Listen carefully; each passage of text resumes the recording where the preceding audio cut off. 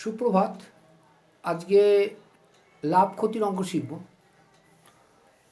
এটা আমাদের যেমন ক্লাস 9-10 রয়েছে তেমনই বিভিন্ন কম্পিটিটিভ পরীক্ষাতেও থাকে। তা প্রফিট অ্যান্ড লস আমরা জানি বাংলা ভাষায় যেটাকে আমরা বলি লাভ ক্ষতির অঙ্ক।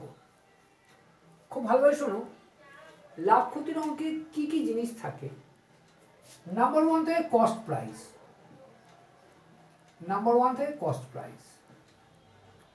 নাম্বার টু সেলিং প্রাইস, তাই তো? এই দুটো মুখ্য, cost price and selling price. Cost price কোনটাকে বলছি? যে দামে আমি পণ্যটা কিনছি সেটা ক্রয় মূল্য, বাংলায় বলতে পারো এটাকে ক্রয় মূল্য, এবং যে দামে বিক্রি করছি সেটা হচ্ছে বিক্রয় মূল্য।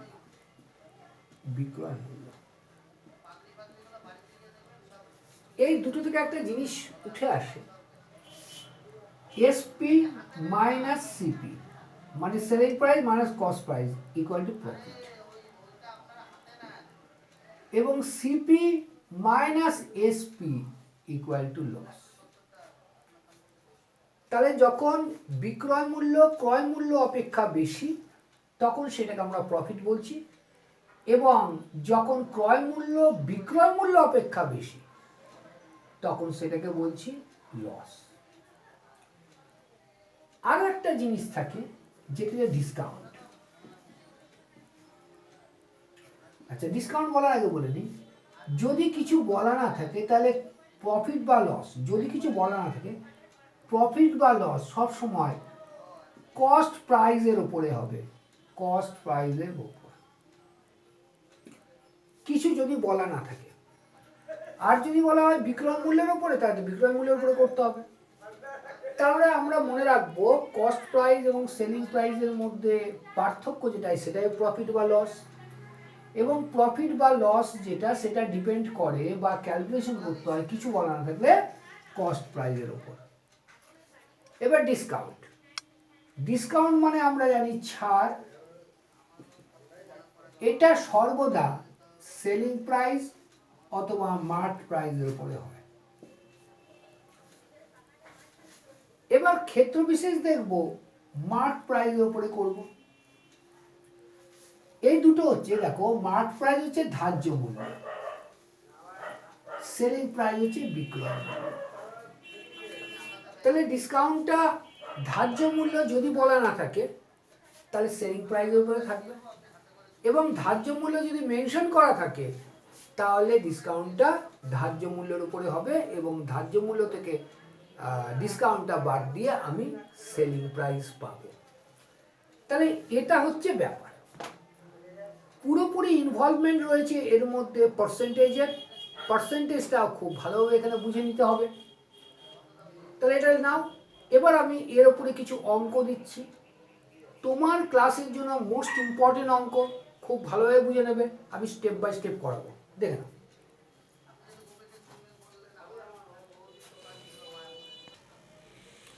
অঙ্কটা খুব ভালোভাবে রাখা হবে, পুরো কনসেপ্ট ধরে শিখবো অঙ্কটা, হ্যাঁ পুরোপুরি কনসেপ্ট ধরে।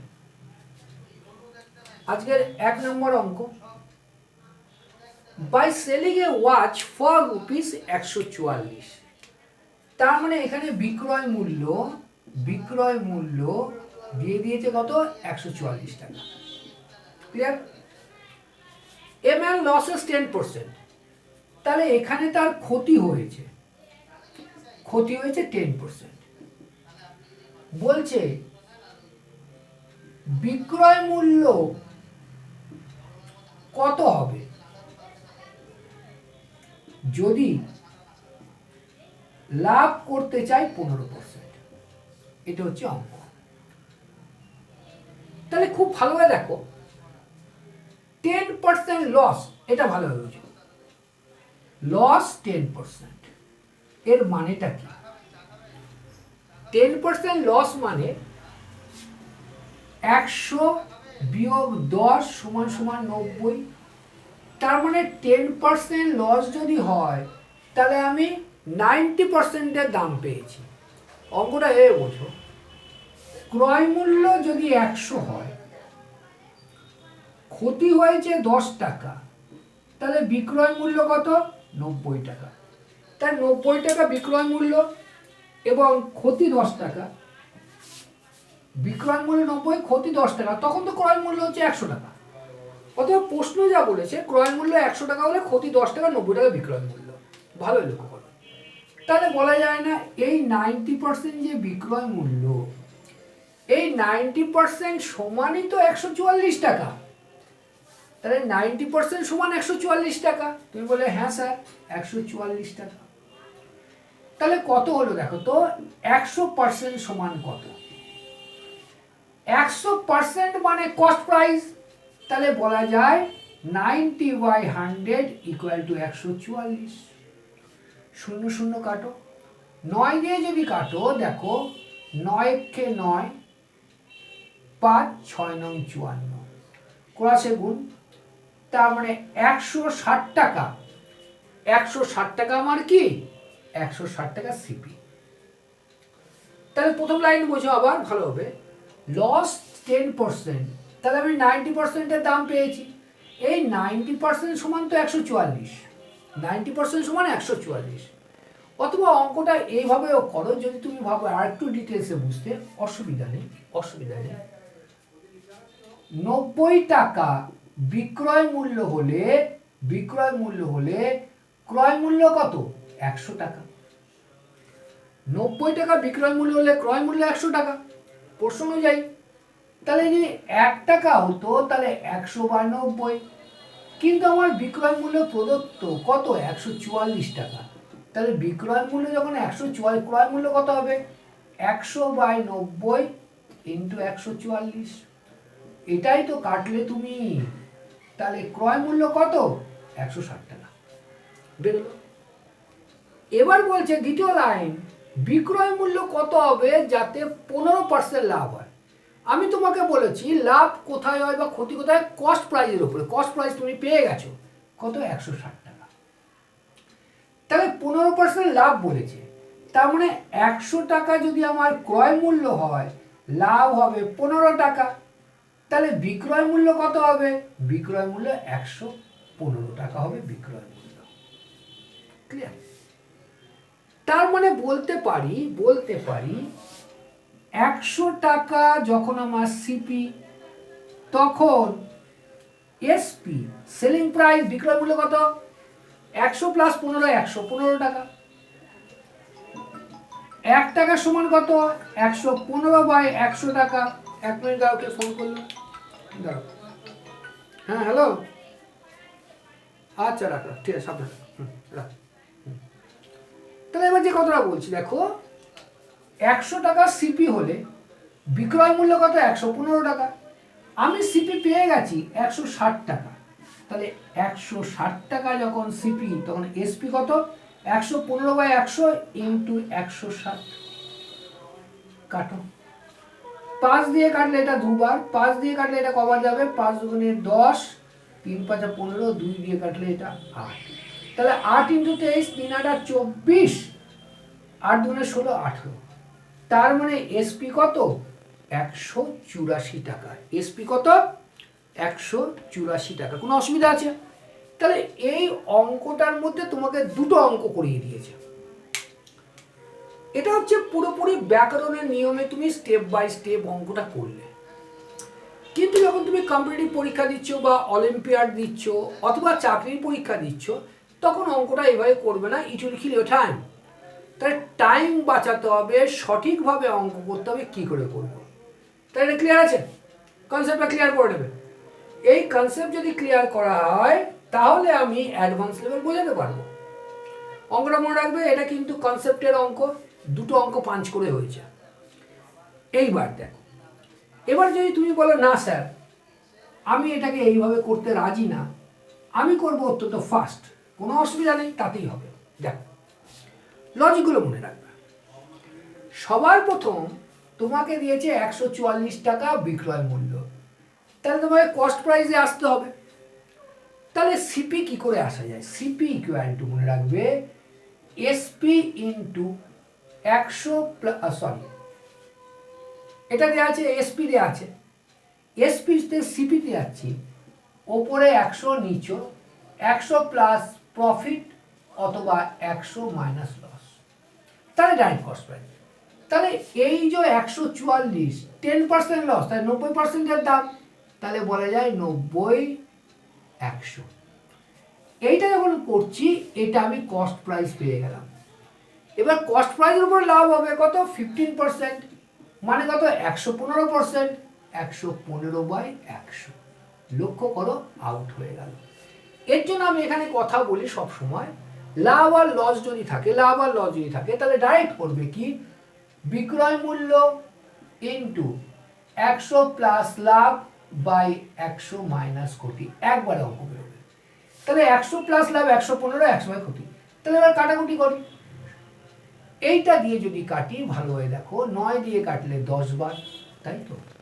আর 9 দিয়ে কাটলে এটা কত 9 কে 9, 6 9 54।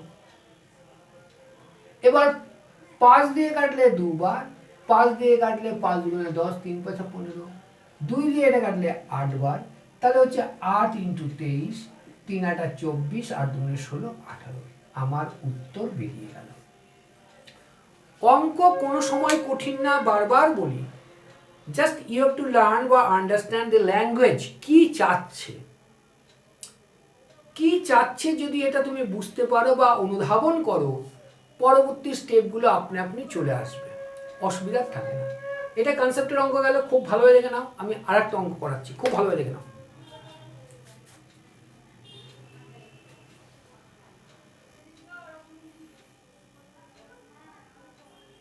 খুব সুন্দরভাবে দেখো, আজকের 2 নম্বর অঙ্ক, এটা কনসেপ্টের অঙ্ক।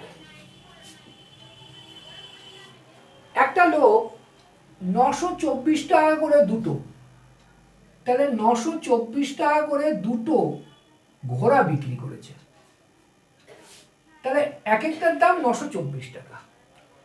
একটাতে লস করেছে 12%, একটাকে গেইন করেছে 12%।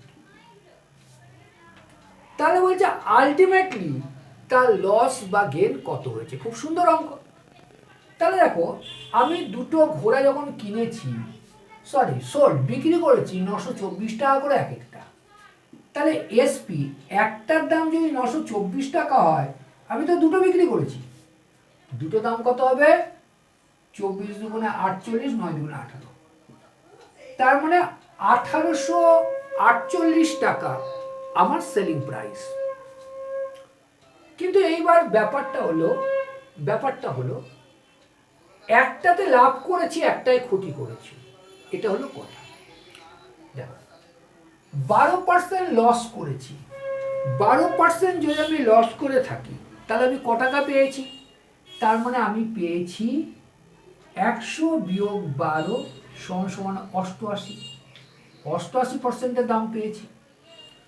88% যখন দাম পেয়েছি, ভালোভাবে লক্ষ্য করো, তাহলে যে ঘোড়াটার দাম 100 টাকা ছিল সেটা আমি 88 টাকায় বেচেছি।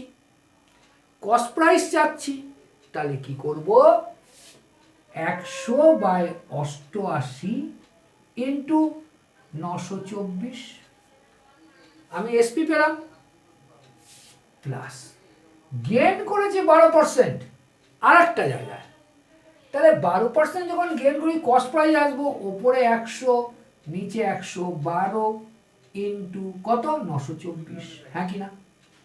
ক্লিয়ার? অ্যাকচুয়ালি দুটো বিক্রি করে আমি পেয়েছি এই টাকাটা। এই টাকাটা যখন পেয়েছি, লক্ষ্য করো, একটা 12% লসে বেচেছি, একটা 12% প্রফিটে বেচেছি। তাহলে এবার ক্যালকুলেশন করি কত হয়েছে। দেখো, তাহলে 88 যদি এটা থাকে, কাটাকুটি করলে কত হচ্ছে একটু ভাবো, কাটাকুটি করলে কত হচ্ছে। দেখো 4 দিয়ে যদি কাটি, 8 দিয়ে কাটা যেত 88, আচ্ছা 4 দিয়ে কাটি 22 বার, 4 দিয়ে কাটলে 4 দুগুণে 8, 3 4 12 1, তাহলে ওটা হচ্ছে কত 2 3 1 0 0/22 প্লাস, এটা কবার যাবে 924 12, 924 12, এটাকেও কত দিয়ে কাটবো? 4 দিয়েই কাটি। 4 দিয়ে কাটলে হচ্ছে 4 দুগুণে 8, 4 8 32, 4 দুগুণে 8, 3 4 12, তার মানে হচ্ছে 231/28। এই দুটো যদি যোগ করে নেওয়া যায়, আমি ডিরেক্টলি বলে দিচ্ছি, এটা হবে 924 ইন্টু 104, 924, আর এটাকে কাটাকুটি করলে আসবে 1050। তাহলে এগুলো যোগ করে দাও, 924 আর 1050 যোগ করলে হয় 1875। কি করে? 924 হচ্ছে তো, 925 হবে, 925 হবে, 925 আর ওইদিকে হচ্ছে 1050, 925 আর 925ই বা হয় কি করে? দাঁড়াও তো, 1 মিনিট দাঁড়াও তো,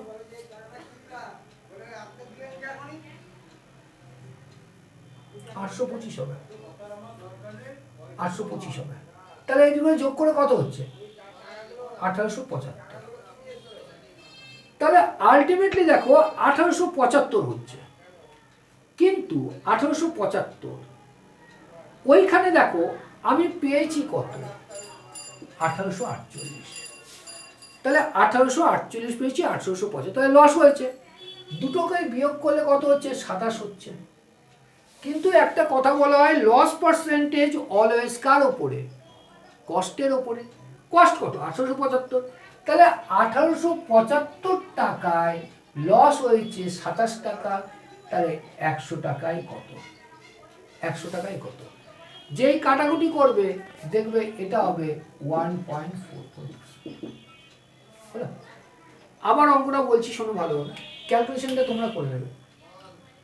924 টাকায় দুটো বিক্রি করেছি, এক একটা, তাহলে দুটো বিক্রি করেছি, তাহলে 1848 টাকা হওয়া উচিত। কিন্তু ব্যাপারটা হলো, একটা বিক্রি করেছি 12% লসে, তাহলে দাম পেলাম কত? 12% লস যখন করলাম। আবার আর একটা করলাম কিসে? 12% লাভে। তাহলে এই দুটো যখন যোগ করলাম পার্সেন্টেজ করে, তখন আমার অ্যামাউন্ট আসলো কত? 1875 টাকা। এটা 1875 টাকা হলো আমার কস্ট প্রাইস বা সিপি, কিন্তু এর থেকে কম দামে বিক্রি করেছি। তাহলে 1875 থেকে 1848 বাদ দিলাম, 27। তাহলে ভালো হয় দেখো, তার মানে 1875 টাকা কস্ট প্রাইস ছিল, তাতে লস হয়েছে আমার 27 টাকা। তাহলে 100%, মানে পার্সেন্টেজ এত, 100তে কত? 100তে 1.44 আমার কি হয়েছে? এটা আমার লস হয়েছে। কিন্তু দেখো, এই অঙ্কটা ব্যাকরণ মেনে করা হলো, দরকারটা ছিল না। আমাকে বলেছে how much loss in the transaction, একবারে হতো, তাহলে কত পার্সেন্টের লস এটা চেয়েছিল। দেখো মনে রাখবে, যখনই সমহারে লস আর সমহারে লাভ হবে, 12% লাভ ছিল, 12% লস ছিল, তাহলে সমহারে লাভ এবং সমহারে লস হলে আমার এই সংখ্যাটা আনার প্রয়োজন নেই, পার্সেন্টেজ হলেই হয়। তাহলে 12% লাভ, 12% ক্ষতি, তখন আলটিমেটলি হয় 12 ইন্টু 12 ডিভাইডেড বাই 100 করে দাও, তাহলে অঙ্ক শেষ। তাহলে 12 12 144, নিচে 100, এই তাহলে লস কত? লস হলো 1.44, যেটা বেরিয়েছে। তাহলে এতটা অঙ্ক করার প্রয়োজন আমাদের ছিল না। ভাষা বুঝবে অঙ্কে কি চাচ্ছে, যেইটুকুনি চাচ্ছে সেইটুকুনি করবে, এক্সেস করার প্রয়োজন নেই। ওরা এইভাবে চালাকি করে অঙ্ক দেয় চাকরি পরীক্ষাতে, যাতে তুমি মিসগাইডেড হও। তাহলে এখানে বলেছিল how much loss or gain percent, তাহলে কি আমার লস আর গেন চেয়েছে, যেহেতু সেহেতু লস গেনেই পাবো, পার্সেন্টেজ থেকে পার্সেন্টেজে বেরোয়, তাহলে 1.44% লস এই হোল ট্রানজ্যাকশনে। কোনো অসুবিধা আছে? ভালোভাবে দেখে নাও। প্রয়োজন পড়লে ভিডিওটা একাধিকবার দেখবে, এই টাইপের একটা অঙ্ক তুমি পেয়ে থাকো। আমি আর একটা অঙ্ক করাচ্ছি, যেটা তোমার পরীক্ষায় আসে। খুব সুন্দরভাবে অঙ্কটা দেখো, এই অঙ্কটা অত্যন্ত ইম্পর্টেন্ট, তোমার পরীক্ষাতে একাধিকবার এই অঙ্কটা আসে, একাধিকবার। বলছে a dishonest dealer sells his goods at cost price. কিন্তু ব্যাপারটা হলো 1 কেজির পরিবর্তে 900 গ্রাম পণ্য দেয়। কি বলা হলো? 900 গ্রাম পণ্য দেয় 1 কেজির পরিবর্তে। তাহলে যে ব্যাপারটা হচ্ছে দেখো ভালোভাবে, তাহলে দেখো তাহলে 1 কেজির পরিবর্তে কতটা মাল দিয়েছে?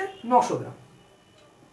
যদিও বলছে কস্ট প্রাইসে সে বিক্রি করেছে, তাহলে 1000 গ্রাম দেওয়া উচিত ছিল, তো তার বদলে দিয়েছে 900 গ্রাম।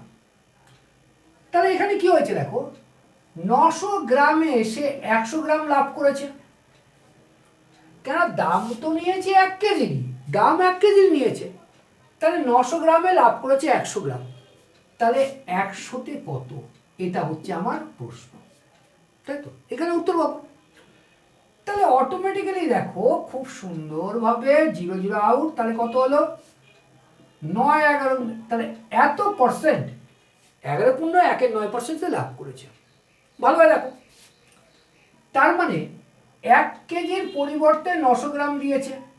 তাহলে এখানে শর্ট কত? শর্ট আছে 100 গ্রাম।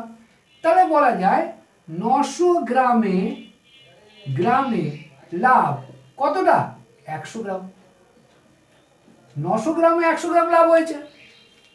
তাহলে 1 গ্রামে কতটা লাভ হয়েছে? তুমি বলে স্যার 100/900। শতকরা বের করতে হবে, শতকরা যেহেতু বের করতে হবে 100 এর এক্সপেক্টে আসতে হবে। তাহলে 100তে লাভ করেছে কত? 100/900 ইন্টু 100, 0 0 আউট। তাহলে 100/9 হলো, এটা করলে কত হবে? 9 11 99। এটা এই অঙ্ক তুমি বারবার পেয়ে থাকো। বারবার একটা কথা বলছি, ভয় পাওয়ার কোনো কিছু নেই, অত্যন্ত সতর্কতা অবলম্বন করে করবে। আর এটা অত্যন্ত দুঃখজনক বিষয় যে তুমি পড়েও যদি জিনিসগুলো না পারো। সবসময় আমি বলি যে যেখানে তুমি পড়বে, সেটা স্কুল হোক বা প্রাইভেট টিউটর হোক, যেখানে অবশ্যই শিক্ষকের কাছ থেকে ক্লিয়ারলি বুঝে নেবে। এটা হচ্ছে নিয়ম। তোমাকে পড়া করতে হবে, ভালোভাবে পড়া বুঝতে হবে। আদারওয়াইজ পড়া যদি না করে তুমি রেজাল্টও করো, that is good for nothing, এবং সেটা একটা বিগ জিরো ক্রিয়েট করে। খুব ভালোভাবে পড়ো, প্রচুর চাকরি রয়েছে, স্কুলটা ভালোভাবে করতে হবে, স্কুলে রেজাল্ট করতে হবে। স্কুলেও কম্পিটিটিভ পরীক্ষা দেওয়া যায়, সেটা তোমরা দেবে, অসুবিধা নেই। অলিম্পিয়াড দাও, স্কুলে যারা রয়েছে অলিম্পিয়াড দাও, মেধা দাও, পাশাপাশি যারা কম্পিটিটিভ পরীক্ষা দেয় তো বলার কিছু থাকে না। থ্যাংক ইউ, খুব ভালো লাগবে। আগামীতে আবার দেখা হচ্ছে। Thank you.